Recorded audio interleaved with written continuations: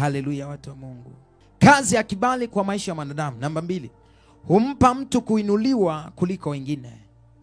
Kibali cha Bwana kinaweza kumuinua mtu, na huyo mtu asifanane na kabisa na maisha ya watu wengine. Ukiwa na kibali cha Bwana utainuliwa kwa kiwango kikubwa sana. Kibali cha Bwana kinaweza kutoa sehemu moja kukupeleka sehemu nyingine yenye utukufu zaidi, yenye heshima zaidi. Mwanzo sura ya 39 mstari wa 21. Nitasoma kwa mstari wa jina la Yesu. Lakini Bwana akawa pamoja na Yusufu, akamfadhili, akampa kibali machoni pa mkuu wa gereza. Mkuu wa gereza akawatia mkononi mwa Yusufu watu wote waliofungwa waliomo gerezani, na yote aliyofanyika humo ndiye aliyeyafanya. Wala mkuu wa gereza hakuangalia neno lililoko mkononi mwa Yusufu, kwa kuwa Bwana alikuwa pamoja naye. Bwana akafanikisha yote aliyofanya. Bwana Yesu asiwe sana.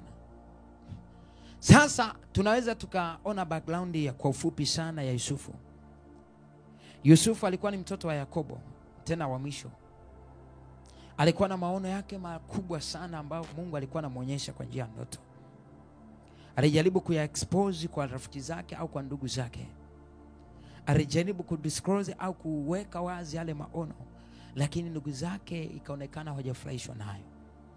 Lakini nataka nikwambia kwamba kibali cha Bwana humpa mtu kuinuliwa kuliko wengine. Tunakuja kuona kwa ufupi sana, ndugu zake wakamtupa shimoni, wakaona haitoshi, wakamuuza. Walipomuuza kwa Potifa kule, akafanya kazi, imeenda.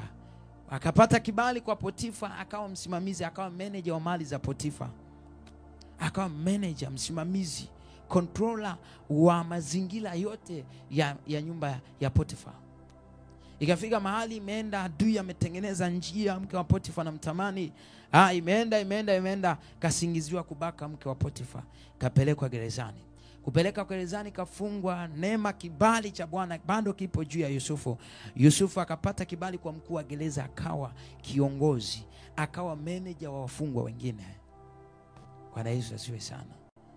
That is a favor. Hicho ni kibali. Akawa manager wa wafungwa wengine. Yeye ndio anaongoza kwamba leo ni agizo la kufanya hiki. Mkuu wa gereza akawa hafanyi kazi yoyote. Chakula anachokula mkuu wa gereza Yusufu alikula. Mahali ambapo alikaa mkuu wa gereza Yusufu alikaa. Lakini Bwana akaachilia kibali, neno la Mungu linasema, kuliko wafungwa wote. Walijaribu kuona huyu mbona kama mfungwa mwenzetu, lakini kama anaishi maisha fulani hivi ya bata ambayo sio rahisi gerezani kuyaishi. Lakini hawakuelewa kwamba Yusufu ni mtu wa namna gani na kwa nini yuko pale, na hawakujua. Kwa nimekwambia kibali humpa mtu kuinuliwa kuliko wengine. Yusufu kainuliwa, wote walikuwa wafungwa, lakini mwenzao kawa tofauti kidogo. Kwa sababu gani? Kuna kibali cha Bwana pale kimeingia. Kuna kibali cha Bwana kimeachiliwa pale. Mtu mwenye kibali cha Bwana hawezi kuwa sawa na wengine.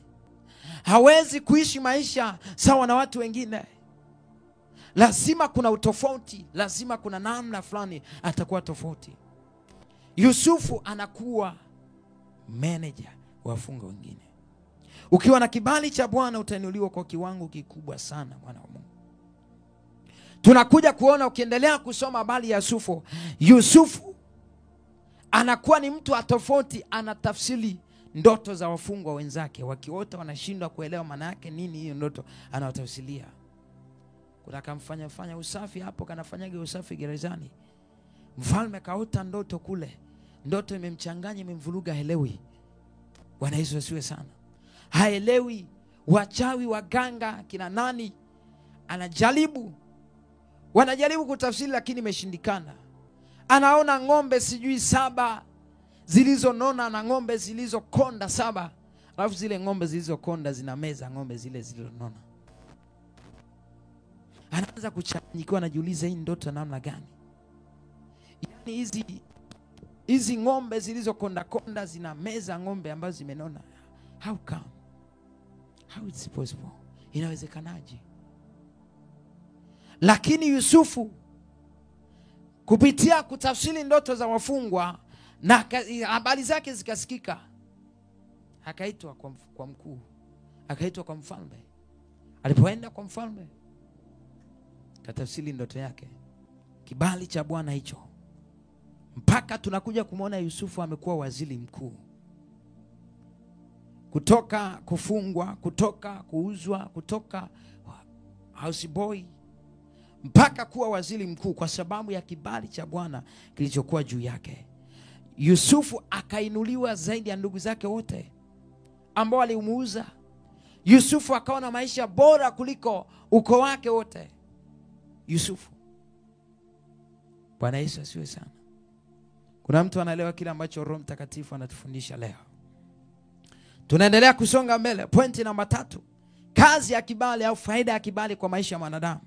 Namba 3, kibali cha Bwana humwelekeza na kumlinda mtu dhidi ya maadui, dhidi ya maadui. Kibali cha Mungu ni kinga kwa maisha ya mwanadamu.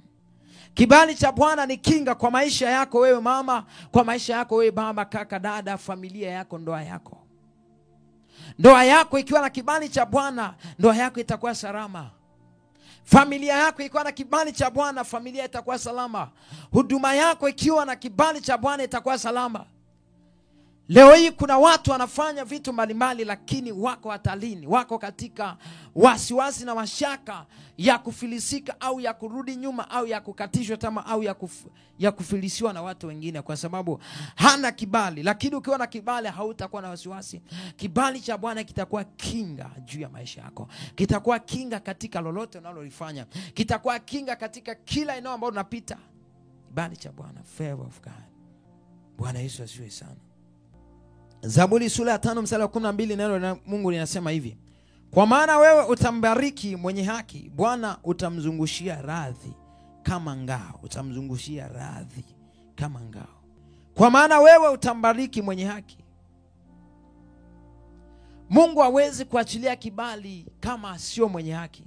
Hawezi kuachilia kibali kwa mtu ambaye hana haki, atendi haki. Bwana Yesu asiwe sana. Ndio maana unaweza kaona watumishi wengi wanapiga kelele katika taifa letu la Tanzania kwamba haki itendeke, haki itendeke. Kwa sababu usipotenda haki kwa kiongozi wa taifa la Tanzania, wewe na hakika kibali cha Bwana hakitakuwa juu yako. Na kibali cha Bwana kisipokuwa juu yako, wewe na hakika huwezi kuongoza taifa. Watu wakikukataa huwezi kuongoza. Iwe ni mtumishi wa Mungu, achana na uongozi wa taifa, turudi tu kwenye uongozi mkubwa wa kihuduma. Kama wewe ni mtumishi wa Mungu, mchungaji, hauwezi kuongoza washirika wako ambao wamekukataa. Yaani hauwezi. Utapambana ujuavyo, watakuliza hao, watakutoa machozi. Lakini kwa nini inapelekea mpaka washirika wako au watu unaoongoza wanakukataa? Ni kwa sababu kibali cha Bwana hakipo juu yako. Na kama kibali cha Bwana kijo, kuna mengi ambayo yamepita hapo. Yamkini huendi katika haki, yamkini utendi mambo ya adili mbele za Bwana, ufanyi vitu ambavyo Mungu amekusudia. Ndio maana Mungu hajaachilia kibali kwako. Kwa hiyo Bwana atambariki mwenye haki, na huyo mwenye haki ndio atakayepewa kibali na Bwana. Kibali cha Bwana ni moja ya baraka kwa maisha ya wanadamu. Kibali cha Bwana juu ya maisha yako ni moja ya baraka. Bwana Yesu asiwe sana. Ni baraka tosha kama uelewe. Kwa hiyo nataka nikwambia kwamba kibali cha Bwana kinaweza kumwelekeza mtu na kumlinda. Ukiwa na kibali cha Bwana, utaepushwa na radhi mbalimbali. Utaepushwa na mambo mazito. Tunapozungumziwa radhi, amesema kwamba Bwana utamzungushia radhi kama ngao. Unaelewa maana ya radhi? Radhi tunaweza tukasema ni kama kupendelewa fulani, au kupendezwa, au kwa lugha fupi tunaweza kusema ni kibali, kukubaliwa. Kwa hiyo utazungushiwa radhi kama ngao. Ngao ni vitu ambavyo vinazuia silaha zisipite katika mwili wako au mwili wa mwanadamu.